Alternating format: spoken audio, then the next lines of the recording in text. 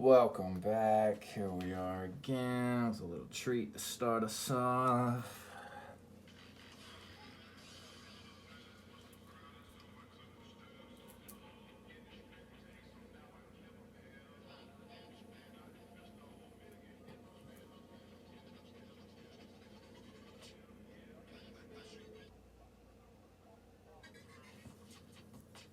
Dance, fool. Why aren't you dancing?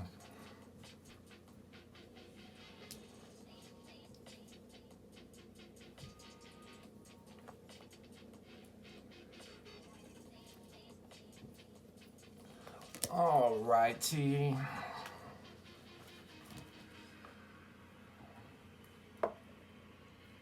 Should we just let it play? Should we just keep doing this?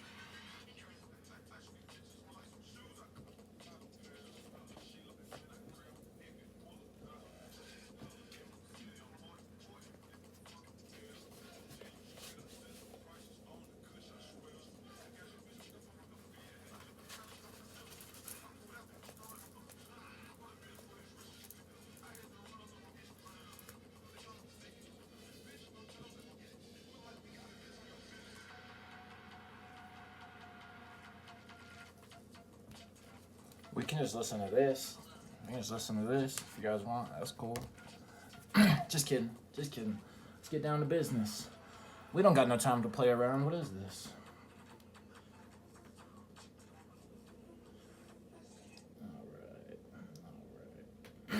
Alright. As they say, if you don't start, you'll never finish.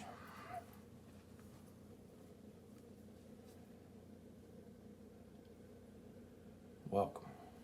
Welcome. Well then, I'm happy to have you back. It's a blessing to have you here. It really is. You might not think so, but I do. I know so. Ophiel knows so too. We were talking about it just a minute ago. My cat, that's what we were talking about. My cat, she's a little determined. But so are we. We're determined to finish this because we've still got that other book of his. And oh goodness, if you think this has been a treat so far, well, just you wait. Just you wait. All right, here we are. Here we are. To get on to, carry on with, Chapter 8. I am Jay Baldo. Oh, and I just knocked my elemental air drawing I've had up there. Alright, this one's pretty short, 6 pages. The Return to Ritual.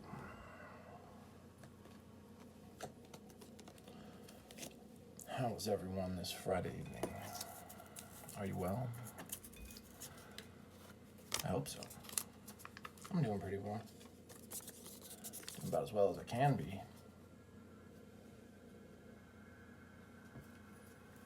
Alright, stick that back up there as a reminder.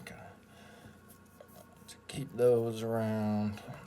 A little orange background, blue circle, element of air from a couple chapters back. Alright everyone, welcome. Welcome. Be sure you've got your, oh, I'm really bumping that. That's okay. Be sure you've got your drinks handy if you need a beverage, if you need, I don't know, whatever you might need. Be sure you've got it available. Let's see, so we would be Mars, I believe. I think we're in the hour of Mars right now. It's a little bit different from where we were last time. What time is it?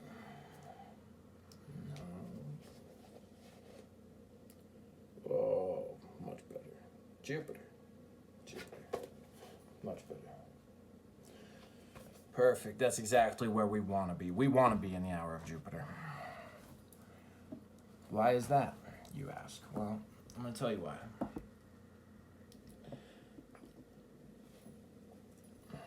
Because we want to expand our knowledge of elemental forces and how we are gonna take control of them. Because they've been controlling us, and Nobody likes that. Not one little bit. Tiniest bit? Don't think so. Actually, I think a lot of people really love it. I mean, it's kind of just evidence. Take a walk outside. Tell me what you find. You'll find elemental forces. Alright, enough lollygagging. How's the music? How's the volume? How's it been on some of these last videos? I'm trying to find kind of a happy medium. Obviously, we don't want it too loud, but it's nice to have back there. Okay, so chapter 8, Return to Ritual. I said I would give additions to the ritual from time to time, and the time has now come to make an addition. In fact, I may add several additions here at once. I do intend, sometime in the future, to write a complete small book on the ritual. I will put down here, however, all the material I now have, but as more in constantly coming. I think that's supposed to be is. More is constantly coming in when I meditate on the ritual and related subjects. I feel I must do a complete book on this ritual. I repeat again that I was and am constantly amazed at the power and potency of this little ordinary, innocuous appearing series of movements, which again he is talking about the Kabbalistic cross and the LBRP. Well, actually, he's just talking about the lesser ritual of the pentagram, whether it's the invoking or the banishing. And I agree fully and completely. There is just, the more you do that one, and especially as you advance, still keep that one, the more you see why the magical orders prescribed that one, so to speak, strictly for that first year. But you know what I'm talking about, right? You've been doing it, so I'm preaching to the choir. Let's continue. Both Dion Fortune and Israel Regardie mention this ritual, but very casually, and it goes by almost unnoticed in their books. I suppose they could not do more than mention the ritual because they both probably received this knowledge from the same secret society under oaths of secrecy and hence cannot tell much or more. I am under no such limitation, as I recovered all my knowledge from the Akashic records by meditation followed by contemplation, so I am free to give it as I said before. And if you don't believe that is possible, a good example can be found with Aleister Crowley and I believe it was the OTO, or it might have been the AA. I think it was the OTO. And he had written in one of his books something that he had gotten through meditation, contemplation, download, we like to call it these days, which was, kind of one of their big time secrets. And they went to him kind of pissed off, like, hey, who do you, who told you this? Who published this? And he's, how dare you publish our secrets? And he says, like, what the heck, what are you talking about? Like, I just, that just came to me, and it, so these things can happen, for sure. I think a lot of us doubt that stuff a lot, and I think we second guess a lot of that stuff, and we tell ourselves whatever. But on the other end of that, I see a lot of people who dive way too deep into that. They forget that a lot of that is being spoken in a sort of symbols. A lot of times that's coming through a symbolic language, and they take it too literally. All right, so to proceed, you were given the words of the ritual, the motions of the two kinds of stars, the invoking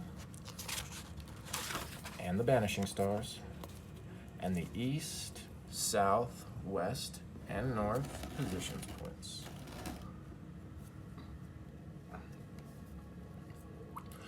why don't you go back and recheck the previous directions and make sure you are getting them right, although you should have been doing the ritual movements all this time, since they were first introduced to your attention. But I foresee that you didn't. Well, smart, Ophiel. Really smart. Wise, that's what that would be.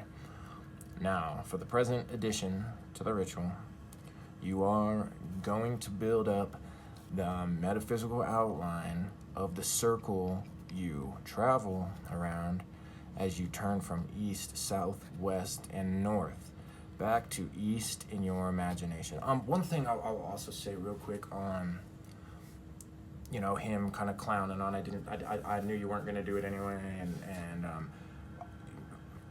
and I understand that that's the case, you know, for a lot of people. No knocking, no shade. I get it, you know, for the first, well, it wasn't super long, but for like the first couple months of me, when I was ever first getting involved in magic, I stayed a little more on the armchair side. But, you know, at a certain point, I kind of said, well, okay, you know, I've read, I've read the LBRP in a couple different books and online, and I'm pretty sure I can figure it out. Like if I, you know, because I'd be worried about, I don't know, you know, not having the stuff right, and knowing that sometimes authors will have certain little different nuances, or you know, I guess just maybe things that are their own little variety that aren't so like textbook Golden Dawn. But you know, whatever, you know, you get up at a certain point, just start trying it out, and you can't, because no matter how much you listen to me talk about, or anybody else who you like to listen to talking about it, what some of the things that you'll kind of get from doing the ritual, it's like, you know, one of my friends, a fellow practitioner, he tells me how, well, he told me kind of like a certain aspect of the LBRP that like normally wasn't something that was told, you know, that was kind of one of the things that the neophyte would kind of figure out on their own.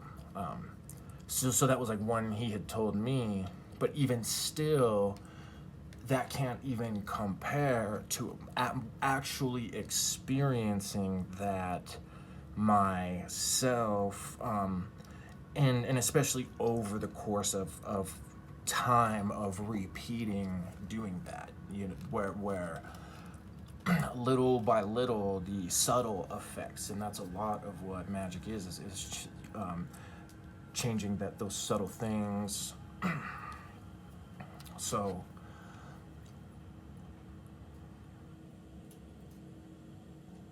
keep that in mind, and keep that in mind as you practice this ritual. Okay, let's see, I read that sentence.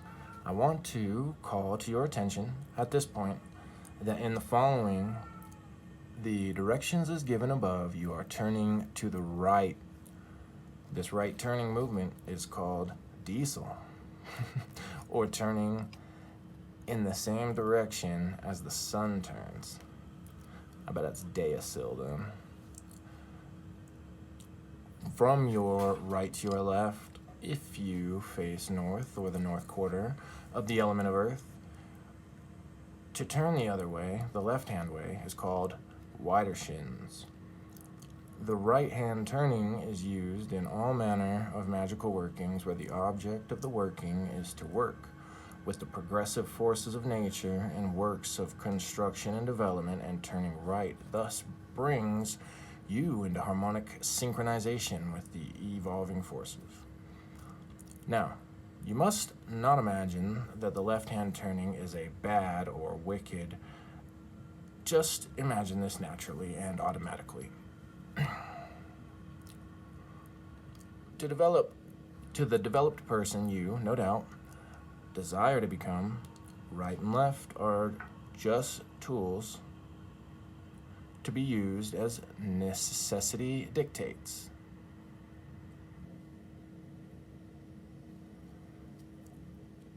There may come times in your future, magic life work, when some kind of a left-hand work operation is necessary. And it will have to be done according to its required method, and left working it will have to be. So, to return to the circle, you are now going to work on reinforcing. Ophiel has some, he has some sneaky ones in there too. You just could miss them if you don't know they're there, I suppose. And, you know, sometimes that's why we love to go back and reread a lot of things, because sometimes things that are there you read one time, and then after a year or two you go back and you're like, oh, wait, I didn't even realize that what I just thought was just kind of a sentence, that was actually a little something in there. All right. So to return to the circle, you are now going to work on reinforcing the invisible circle by visible means. Now, while the circle is invisible to the physical eye, this does not mean it has no existence. It does have an existence on an inner plane, and on all the inner planes, right on up to the top. And the following actions are given to assist you to reinforce your inner plane imagination, consciousness of the circle. The object of the circle and all magical work is to create a place where forces / force can be concentrated and then held in place until they are used up and or utilized, as the case may be. And of course, this is what you are using this circle for. If I can continue my work in the future, we will carry this circle concept on up into all kinds of magical operations. But no matter how high we go to, the basic concept idea is the same. Therefore, proceed as follows. Take a teaspoon of rubbing alcohol, or whiskey, or brandy. Don't waste it. Here. Cheers, Ophiel. Put it in the middle of a large plate. Then touch a match to it. Don't burn the house down. And watch it burn. It should burn with a wavering blue flame. Study this flame with concentration and repeat experiment until you can reproduce the flame in your imagination. Come here. You wanna help me? You wanna help me? And get some love?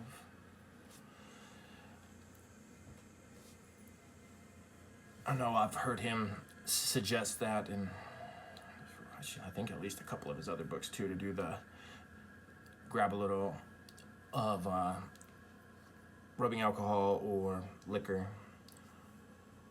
and light it on fire and watch that blue flame, because that's kind of what you're going to want to be visualizing. So do it, actually do it, and concentrate on it. I think you'll be pleasantly surprised. All right. Yeah, you think so? All right. I don't think she's gonna cooperate, so hopefully she's not gonna be too feisty. Come here. Is that better? Okay. When you can do this reproduction, well then, before you start your ritual work, visualize the circle first as a circle of small wavering blue flames. As you enter the circle to do your ritual work, visualize yourself stepping through this thin flame. Feel the flame's warmth as you step through. In this case, and in all other cases, always add as much imagination and realism to your actions as you can, and are able to. As you proceed around the circle doing the ritual,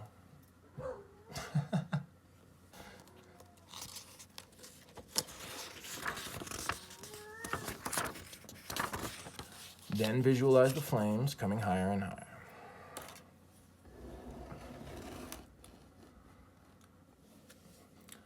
I am going to mention here now another matter / factor which enters into your future magical work, and indeed enters into all work, magical or otherwise.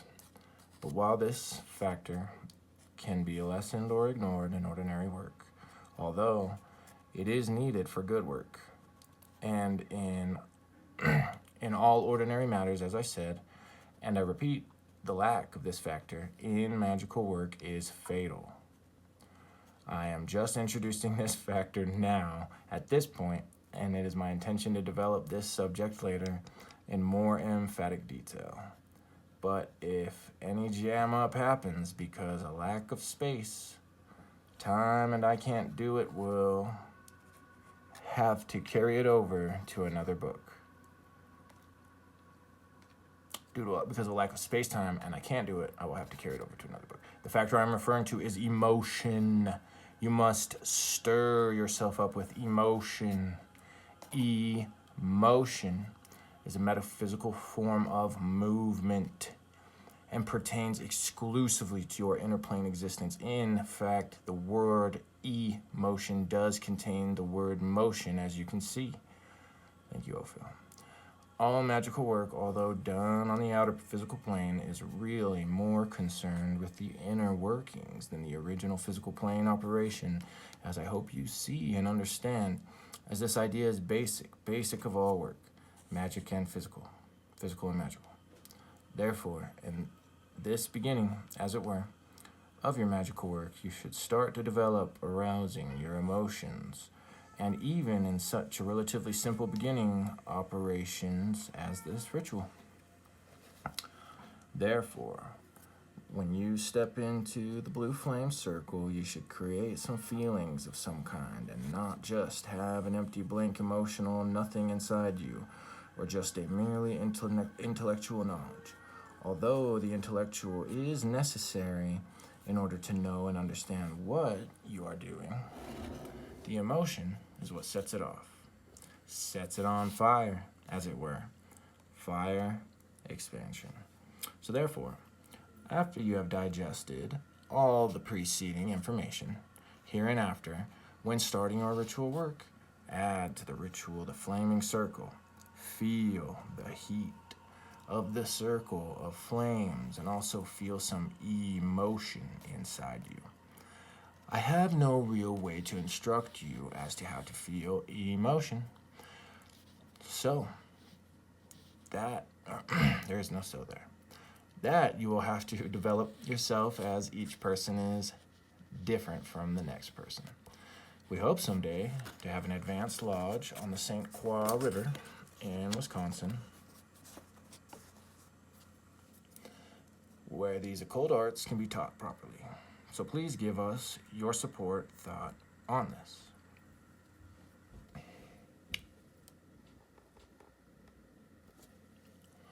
It occurs to me at this point, to degrees a little before going on with the next addition to the ritual, I wish to repeat / say again, call to your attention the basic fact that the previous instructions and all occult instructions are based upon one solid true fact, and this fact is that all existence, physical and otherwise, consists of planes, and planes are all there is to existence.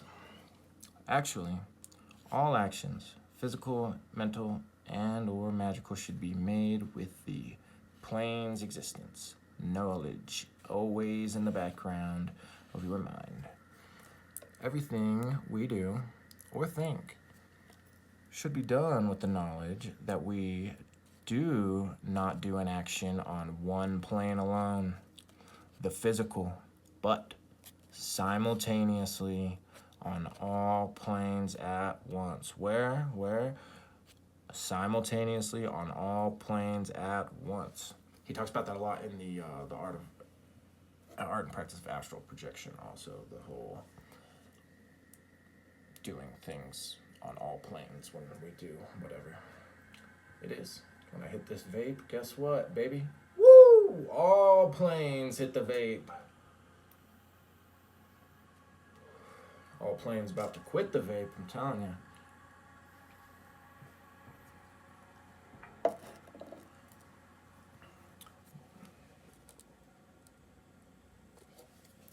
Please do not, please do some meditation on this idea of simultaneous action on all planes at once. The average man makes no conscious connection between planes and thus loses out on this vast treasure house of occult nature that ordinarily would be available to him. You may have noticed that we are now emphasizing, what could it be, our instructions in more detail. Oh, are you gonna give me grief?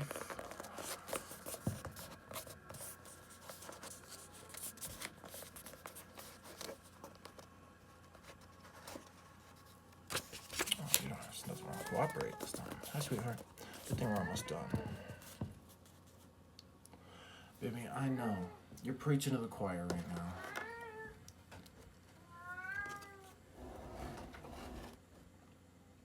Alright, 1 second. Let me try to... Come here.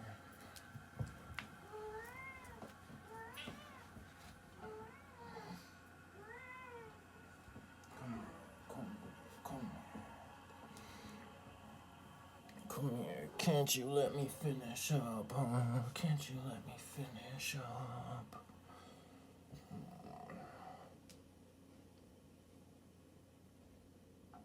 You're such a good cat.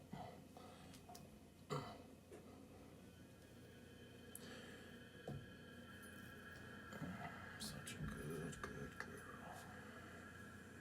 Okay. You can help me finish up?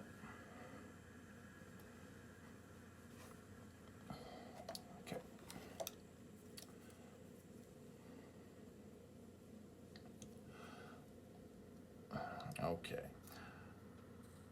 Details having to do with more exact workings of the occult knowledge we are giving. I hope this will not prove a disappointment to you. It is quite easy to give occult knowledge of rituals and some details and leave the students to the assumption that that is all that is required. Mere physical knowledge and physical action. Oh, come on. Whereas the absolute needed spark to set the operation on fire is the required emotions to go with the actions. The above is a real occult secret that I am giving you, and no one that has been and one that has been hidden for ages. No doubt, many people / students will now write in and ask how to develop and arouse emotions. They will thus have found that their emotional nature has been neglected, and when they looked into their nature for emotions, there were none. Well, you'll have to arouse your emotional fire nature by yourself. You can do this in many ways. Read poetry, look at art paintings, merge yourself with artworks, and endeavor to feel what the artist felt when he painted the picture or wrote the poem. Mr. Israel Regardie speaks of this emotion subject in his book, The Tree of Life, which is long out of print, and which we hope will be back in print one of these days, as it is a very valuable, necessary book for occult students. So see what a blessed time we really are to live in, because you read some of these books within certain time frames, and it talks about how hard it was to get Dion Fortune, Israel Regardie, Crowley, and those ones are just some of the most abundant now, which is awesome. Which even though I have books in mind for reading after we get through our little Ophiel mission, I haven't actually read any of Regardie's books, like I said, however many videos back when we were talking about it, and I've heard Tree of Life is really good. I've heard that his The Philosopher's Stone is really good. I would not probably want to do that giant Golden Dawn book. I don't think that would be a good one to do in this setting. But either maybe Tree of Life or The Philosopher's Stone, or keeping it with the Kabbalah, since it's a little misleading. Tree of Life, to my understanding, there is Tree of Life information in there, but that's actually kind of more of a broad, well, not super broad, but covers kind of multiple things in the occult. Whereas Garden of Pomegranates, which I would be happy to read that one too. So holler at me. Come on, there's a comment. box down there. Don't you be shy. We could do one of those in the near future. Because I think it would be not only fun to do Regardi for the first time, but here, with all of you, my most favorite people, and my most favorite cat, who actually seems to be enjoying this quite a lot. Okay, so until it gets back in print, we will have to teach classes from it. You might try to obtain a copy on the second-hand market, but they are as scarce as hen's teeth. So again, we will return to the ritual, which I hope you again have been practicing at least several times a week. We will now make another mechanical addition to the ritual, keeping in mind, however, the development of the emotional aspect as aforesaid. You have been making a star in your ritual work each morning and evening or night, an invoking star or a banishing star according to the time and according to where, at what point you start the star. Next addition will consist of making these stars outlined in the same blue wavering flame as you did for the blue flame circle. As you trace each star, see it outlined in blue flames. When the circle is completed, you should be standing in the center of a circle of blue wavering flames. Each quarter there should be a large 5-pointed star blazing in blue flames. Practice these exercises for now in this form. Yay! So he still hasn't given us the angels, the invokings of the, or evokings of the angels, but I'm sure that will be coming. You're telling me, honey, you are telling me. You're so pretty. Just like all of you are so pretty, inside and out. Thank you for being here. Thank you for studying this wonderful topic with me. For keeping me company. And supporting the efforts to put this knowledge out there and have a fun little community about it, because we're all about having a great, fun time in life.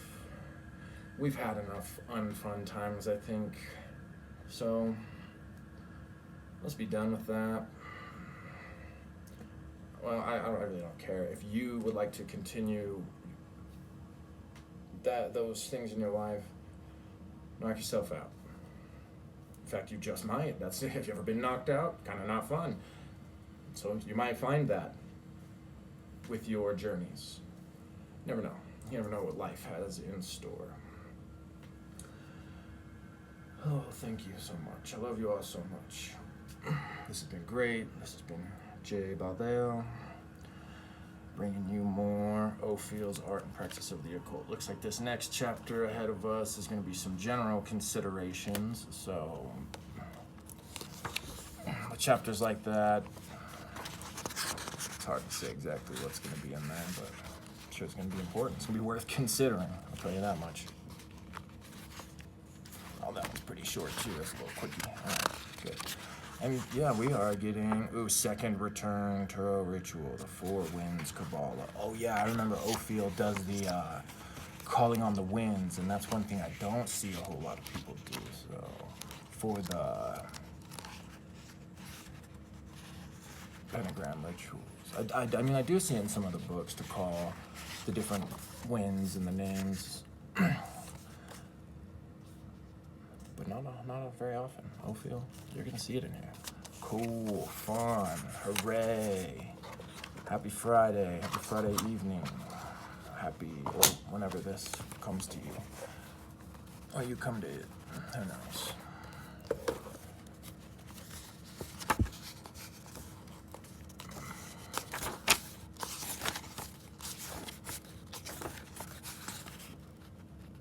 Hey, sweet girl. Sorry, you're right. Oh, yep. And then that'll be about it. That more ritual knowledge. And then that last bit is his occult books that he recommends you read. And it will be Echo, as they say. Some say Finn. Some say, I don't know, what do you say where you're from? Tell me. Tell me in the comments, and tell me what you want to do about the Israel Regardie thing. Tell me what you ate today. Did you eat today, or have you been neglecting food in your body? Okay. Love you all. Thank you so much. Like, share, and subscribe. And we'll see you next time. Bye. You want to say bye? You want to say bye, huh? She's not. She is. Oh, she's busy. Okay.